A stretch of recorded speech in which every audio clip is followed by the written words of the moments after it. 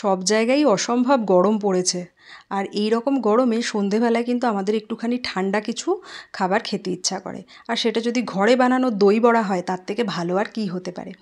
বানানোটা কিন্তু খুব একটা কঠিন নয়, চাইলে তোমরাও একবার ট্রাই করে দেখতে পারো।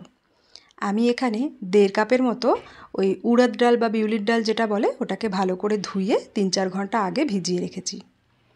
এদিকে আর একটা বাটিতে 1 চামচ চিনি আর 1 চামচ থেকে একটু কম নুন নিয়ে ভালো করে ফেটিয়ে জলটা ঢেকে রাখবো। এটা তোমরা বড়া ভাজার আগেও করতে পারো, এই জল রেডিটা কোনো অসুবিধা নেই, আমি একটু আগেই করে রেখেছিলাম।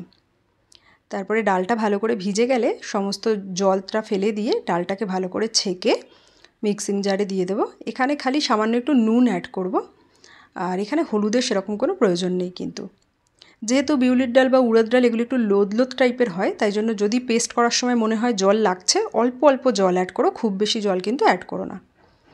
ডালটা বের করে নেওয়ার পরে না ভালো করে ফেটাতে হবে যতক্ষণ না ডালটা ফ্লাপি হচ্ছে। চাইলে এই সময় একটু তেল অ্যাড করা যেতে পারে, আর একটুখানি গোটা জিরে। আমি ওসব কিছুই দিইনি। ব্যাটারটা ভালো করে ফেটিয়ে নিয়ে একটা গ্লাসে বা বাটিতে জল নাও আর একটু ব্যাটারটা ফেলো। যদি দেখো ব্যাটারটা ভেসে উপরে চলে এসছে তাহলে বুঝতে পারবে বড়া ভাজার জন্য ব্যাটার একদম রেডি।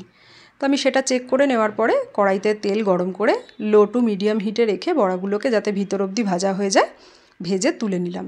খুব বেশি লাল করার কোনো প্রয়োজনই নেই, এটা দই বড়াই খাবো আমরা, তো কড়কড়ে করার কোনো দরকার নেই। কাঁচা ভাবটা চলে গেলেই হলো।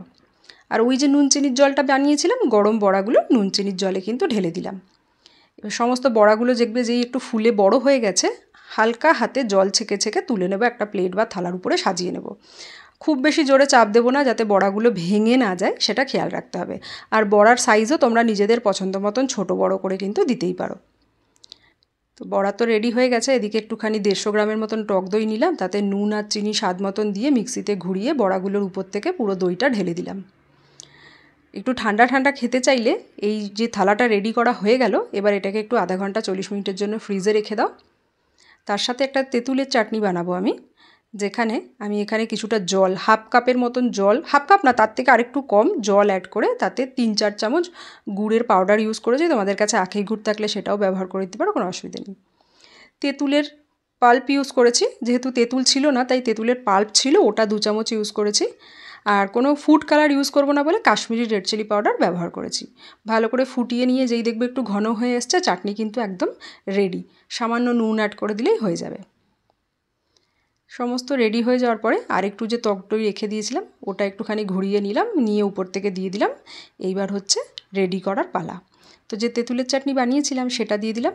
একটা ভাজা মশলা রেডি রেখেছিলাম, মশলাটা আগে থেকে ছিল বলে আমি আর ভিডিওতে সেটা দেখাতে পারিনি।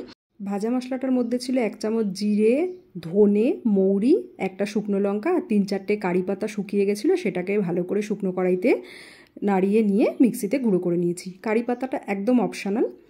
তারপরে এরপরে ছড়িয়ে দিয়েছি। আর ধনেপাতার চাটনিটা আমি এখানে দিইনি, কারণ আমার কাছে যেটুকু ধনেপাতা ছিল ওটুকু দিয়ে চাটনি সেরকমভাবে করা যেত না, তাই ধনেপাতা কুচি ব্যবহার করেছি। আর তার উপর থেকে যেটাকে আমরা ঝুড়ি ভাজা বা শেফ বলে থাকি সেটা দিয়ে দিয়েছি, যেগুলো একদম ছোটো ছোটোগুলো, সেটা দিয়ে দিয়েছি।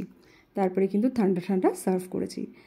সবাইকেই দেওয়ার পরে সবাই খেয়েছে আর খুব ভালোও বলেছে, আর সন্দীপেরও সত্যিই খুব ভালো লেগেছে। তোমরা চাইলে বাড়িতে এইভাবে একদম ট্রাই করো।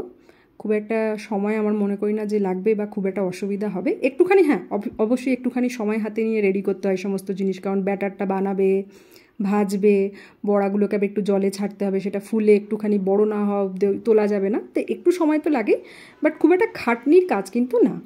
যাই হোক, যদি কেউ ট্রাই করো আমাকে জানিও, আর তোমাদের কেমন লাগলো সেটাও জানিও কিন্তু।